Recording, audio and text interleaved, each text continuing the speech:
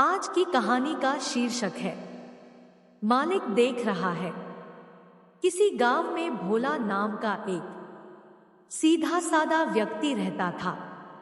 वह बहुत ही साफ दिल का था।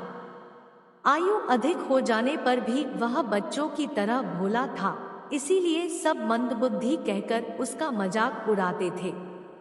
वह जहां भी कोई काम पकड़ता, थोड़े ही दिन में रोजगार छिन जाता, क्योंकि दुनिया के साथ चलने के लिए कपट बुद्धि जरूरी है।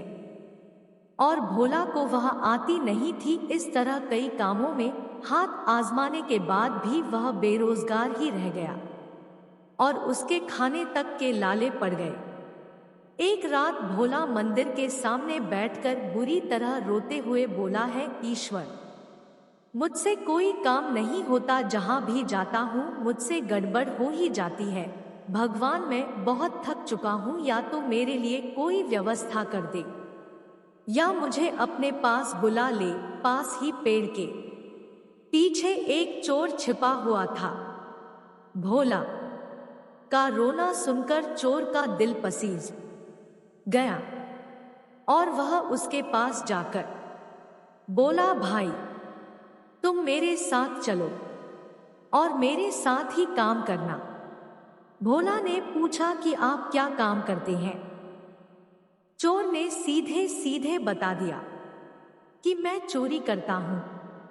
भोला ने कहा, पर मुझे चोरी करना नहीं आता। चोर ने कहा, मैं सिखा दूंगा। दोनों साथ चल पड़े। रास्ते में चोर खलिहान में अनाज चुराने घुसा।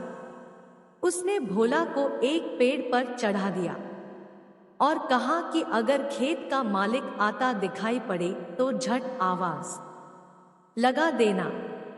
अभी चोर खलिहान में घुसा ही था कि भोला जोर से चिल्लाया, मालिक देख रहा है, मालिक देख रहा है। उसकी आवाज सुनकर चोर झटपट भाग खड़ा हुआ। जरा दूर जाकर चोर ने पूछा, मैं तो सब देखभाल कर अंदर घुसा था, इतनी जल्दी खेत का मालिक कैसे आ गया? तुमने उसे कितनी दूर देखा था? भोला ने कहा, मैंने खेत के मालिक को थोड़े ही देखा, मैंने तो दुनिया के मालिक को देखा। उसकी नजर से कुछ नहीं छिपता।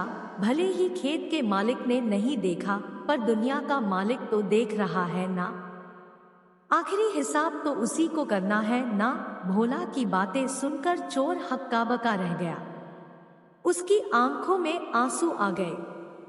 उसने कहा, भाई, सब मुझे बोलते रहे कि यह काम गलत है। मैंने कभी किसी की न मानी, पर आज तुमने मेरी आंखें खोल दी। सही कहा तुमने। आखिरी हिसाब तो उस सारे जहां के मालिक को ही देना है।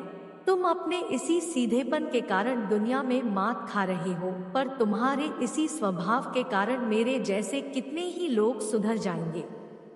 तो चलो, आज से हम दोनों नेकी से कमाई करते हैं और जितना भी मिलेगा मिल बांट कर खाएंगे। इस तरह चोर भी सुधर गया और भोला की भी व्यवस्था भगवान ने कर दी।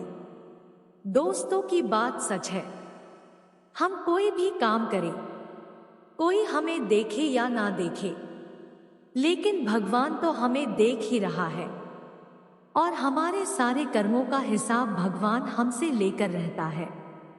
हम अच्छे कर्म करेंगे तो हमें अच्छे दिन देखने को मिलेंगे। हम बुरे कर्म करेंगे, किसी का बुरा करेंगे, किसी को दुख पहुंचाएंगे, तो हमारे साथ भी बुरा ही होगा।